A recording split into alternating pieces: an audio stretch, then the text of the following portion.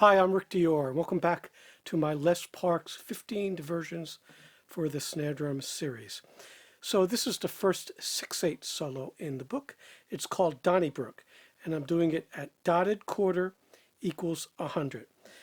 It's a little bit of a tricky solo because you're moving back from a straight feel, so back and forth, from a straight feel to a triplet or 6/8 feel. So you got to squeeze these rolls in here. There's a couple of different ways to approach the rolls. I'm doing them mostly exactly as written with that dotted quarter or dotted eighth.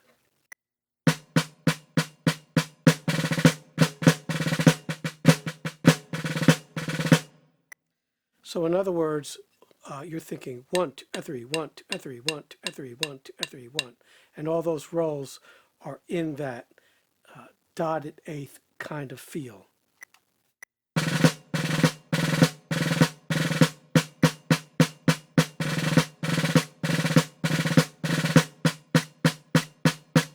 So once you negotiate that, the solo gets a lot easier. But I have had difficulty with several of my students over the years comprehending that kind of feel. So the first thing I do is have them play that 2 against 3 feel and then plug the rolls in. So lots of tricky stuff here. Like I said, these solos get harder and harder as the book goes on. You could do this slower for sure, and when you're practicing it, I definitely recommend subdividing the triplet or the eighth note like this.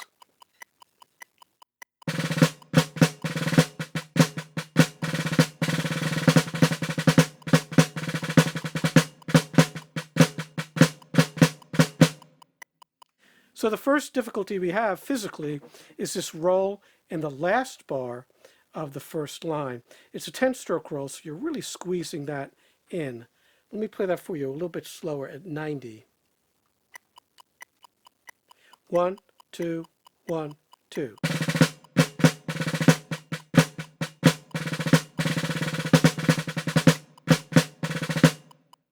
So you see how that's negotiated.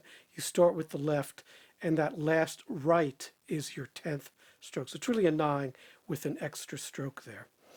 And then not too bad until we get to the second page. Now be careful at the top of the second page that you read all these stickings and the non-flams correctly. So where you think there might be a flam, there's not, like in the last bar of the first line of that second page. So try to really do that. You could add a flam if you wanted to, but I try to stay as close to his written notation as possible. And then these long rolls, these 15s, just bear in mind that, we'll go back to 100 here, bear in mind that they're going to be somewhat squeezed. And that's the third line of the second page. So you have this first roll that's a 15 and then an 11 that's actually on the beat.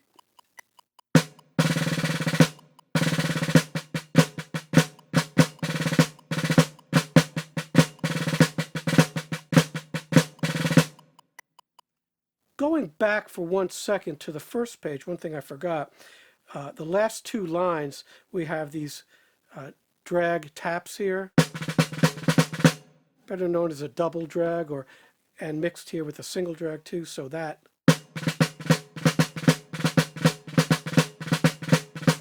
make sure that you play your drags really, really close and soft. Let's do the last 2 lines of the first page. 1, 2, 1, 2.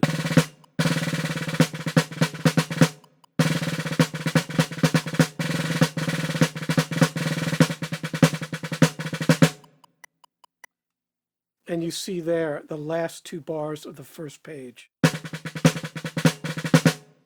a little bit of a different sticking there, the last bar. Okay, but play those really tight. And now the fun part, or the interesting part, the third line from the end of the piece on the second page.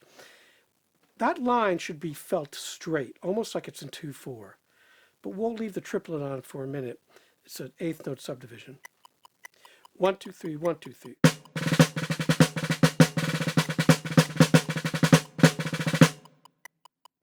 And now we'll take the subdivision off.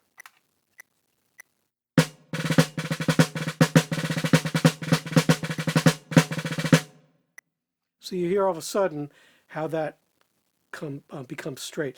And that 4 marking, so if you look at the third line from the end, second bar, that means it's straight. That's not a roll or anything. It's just you're straightening out that figure. It's felt in a 4 feel. 1 and 2 and. Okay? And the last line is a little bit tricky as well. We'll play that for you. 1, 2, 1, 2.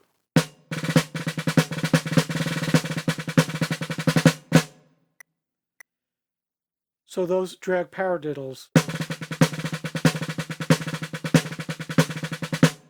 you're going to want to do those over and over again to get those clean.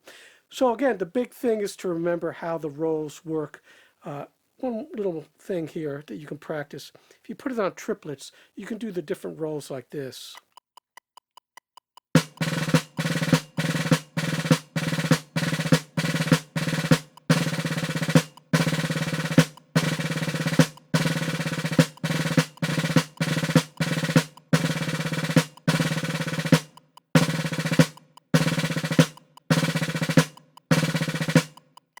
So first you heard 7s, and then 15s, and then back to 7s and 15s, and then I played an 11, which is left to right, and that's on the beat.